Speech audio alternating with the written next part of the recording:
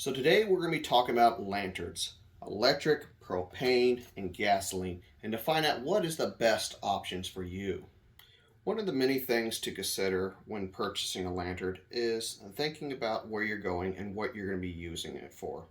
When it comes to electric lanterns, they're going to use batteries, and you got to come to realize that they will go obsolete.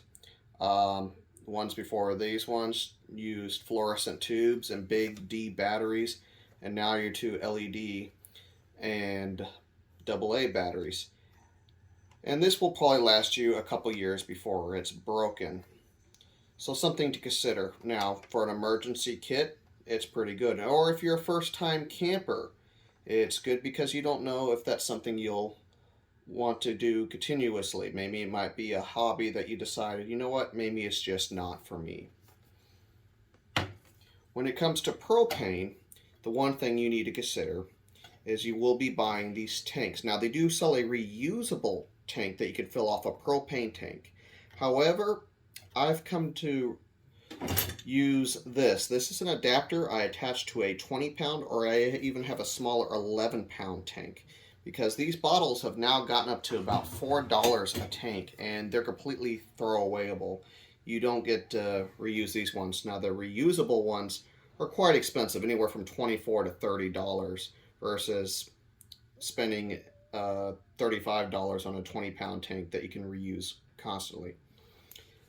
Last but not least, let's talk about this. This is gasoline. You have to use ethanol gasoline, or you can use camp fuel or Coleman fuel in it. This is my favorite. I have these, many of these, and they last decades.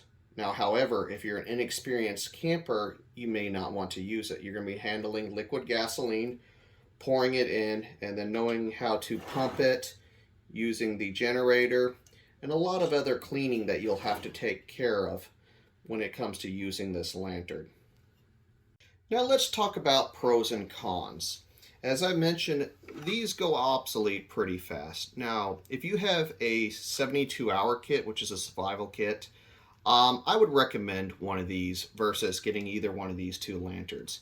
It is going to obviously not spill fuel all in your backpack, and this would be a much better option. Now, do not store these with their batteries. You don't want to have the chance of the battery leaking and getting corroded out when you actually need to use it.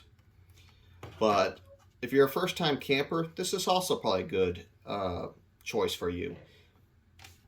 Now, when it comes to experienced campers, you're probably going to go with either a white gas or gasoline or a propane lantern. Now, the thing to consider with these ones is if you're a beach camper, the spray can damage these globes and shatter them. I have lost quite a few due to rain or spray from the ocean. Also, these cylinders, as I've mentioned before, they've gotten quite expensive and can't be sold everywhere. So if you're on a long camp out away from everything, you may want to not rethink about bringing this one out unless you got plenty of these cylinders, or like I said, a 20-pound tank with you. When it comes to gasoline lanterns, obviously all I need is gasoline, ethanol free gasoline, or as I said, camp fuel. But the one thing to consider is they do require a considerable amount more maintenance. They have a pump which occasionally needs oil because the seal does dry up. You need to drain it when you're not using it. You can essentially damage it. Also, sometimes it's hard to find parts. These you can find at garage sales, sometimes as cheap as $5, but sometimes it's hard to find certain parts for it. So that's something else to consider. They do sell an updated version of this, which you can find at your local Walmart or sometimes, or even a sporting goods store. But those are some of the pros and cons to these particular type of lanterns. Last thing I wanted to talk about is safety.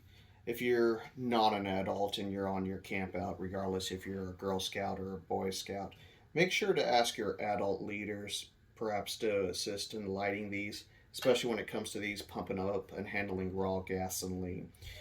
If you're just picking out your first lantern, regardless if you're surviving the zombie apocalypse, finding the right choice, or just having a good lantern for a camp out, find out what's best for you and what you feel safe with. And if you like this channel, please subscribe and ask plenty of questions. We will get back to you.